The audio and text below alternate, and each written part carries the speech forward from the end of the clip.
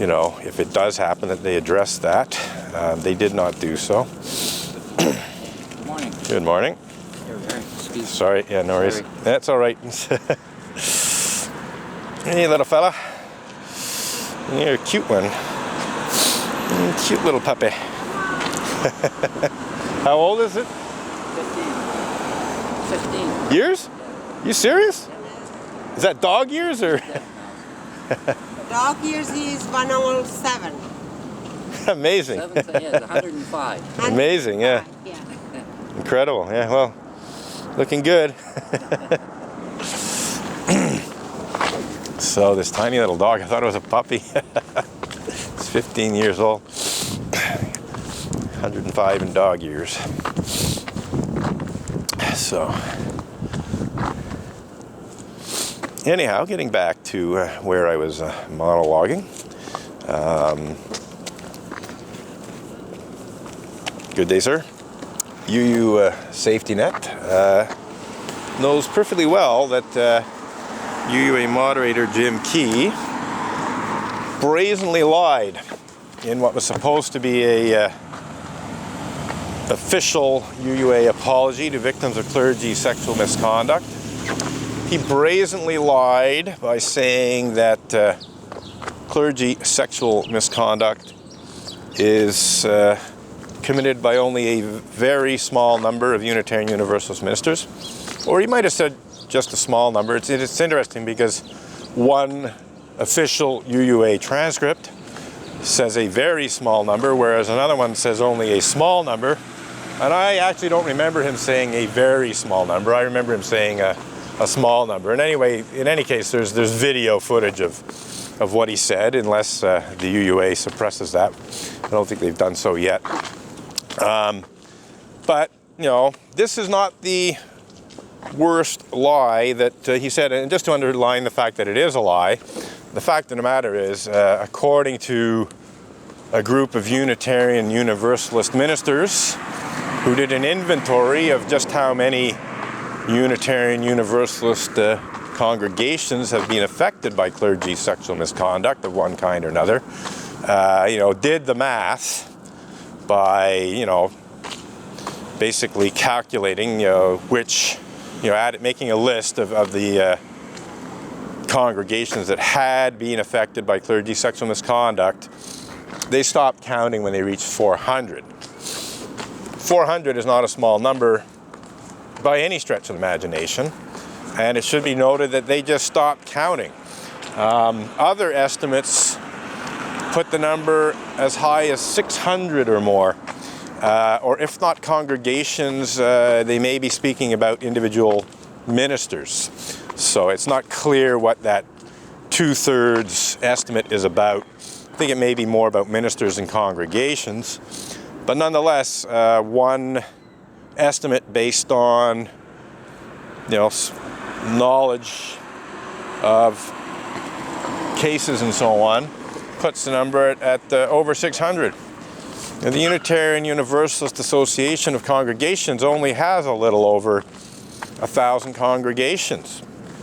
So we're looking at a minimum of 40% to up to 60% or more of Unitarian Universalist congregations that have been affected by clergy sexual misconduct at one time or another in the last half century or so. In fact, it's unclear when they even began counting. You know, I'm going back to 1961 when there was the actual merger between the Unitarian Universalist,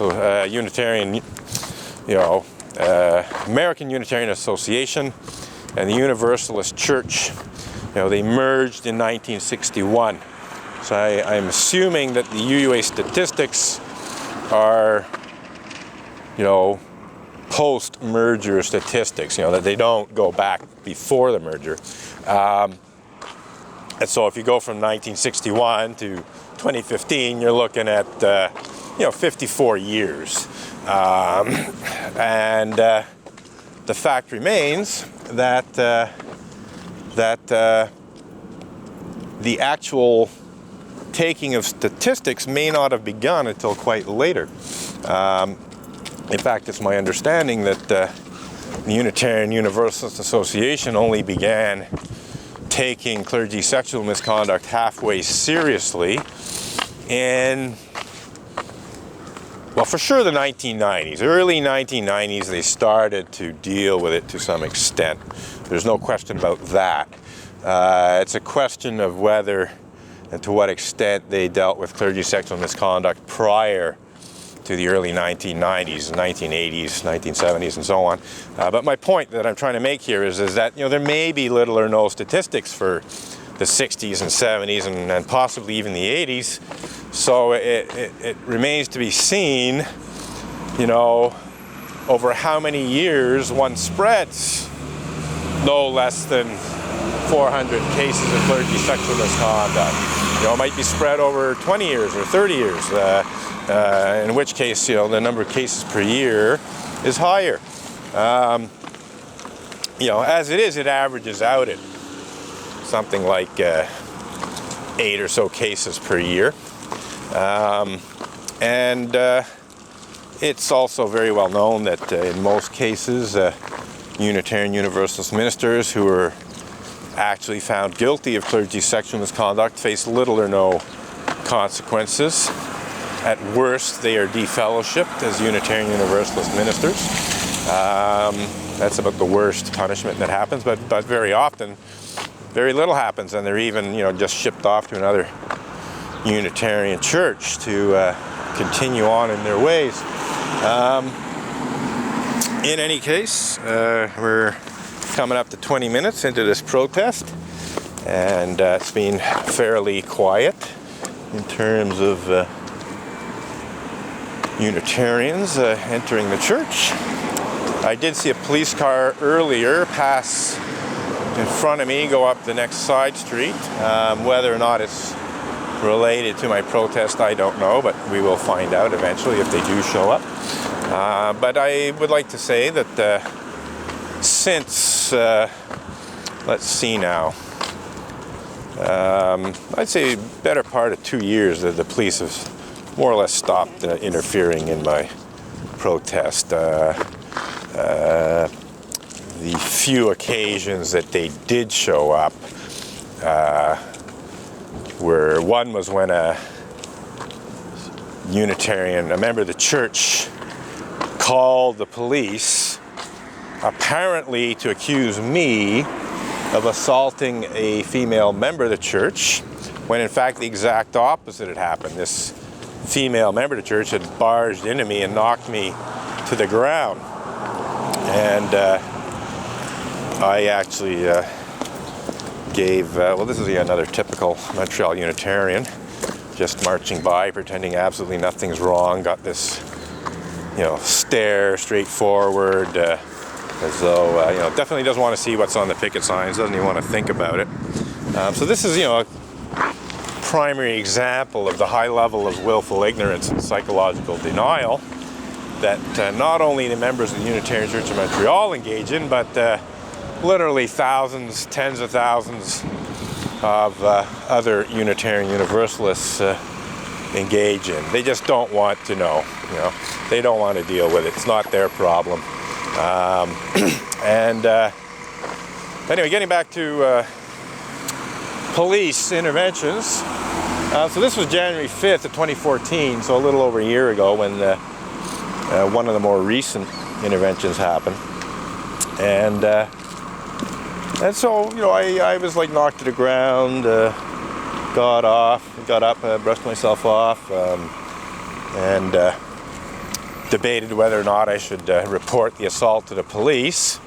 Decided that it wasn't urgent, and that it could wait till, a day or two later to call in and see if they were interested in perhaps doing something about it. And about an hour later, as I'm leaving, a police car shows up. And I tell the officer, well, I'm leaving, there's really nothing to do. He said, no, I need to talk with you. So he had obviously been called by someone in the church, and he had to talk with me, so fine. So we started talking. Because I was leaving, my camera was off, so I started the camera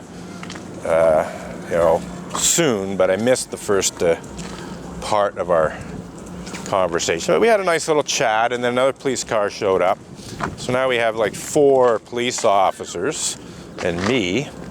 And one of the police officers blurts out that, a woman had fallen to the ground in front of the church, suggesting or insinuating that I had pushed a woman, to the ground when I'd absolutely, done no such thing, and the exact opposite had actually happened. So at that point, it seemed pretty clear that they were there as a result of a complaint against me by someone at the church, pretending that I had assaulted a woman outside the church. And so I had to clarify that situation with them and tell them, no, that's absolutely not true. But do feel free to go and get a formal complaint from whoever is making that complaint. Then once you have it, I will have them charged with public mischief for making a false complaint to the police. So when I said that, they sort of realized, like, oh yeah, maybe this guy's right. It's like when I tell them that I'm ready, willing, and able to bring public mischief charges against someone, then the dynamic changes a little bit. And I said, well, since you guys are here, I would like to report the assault. And since you appear to have, come here as a result of a false complaint, I also want to bring public mischief charges against whoever's responsible for that.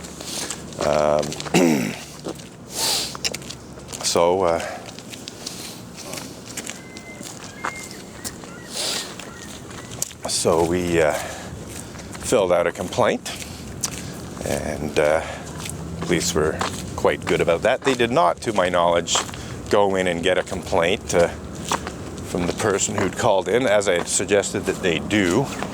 Oh, here comes John Ender. Let's see if John Ender has something to say this morning.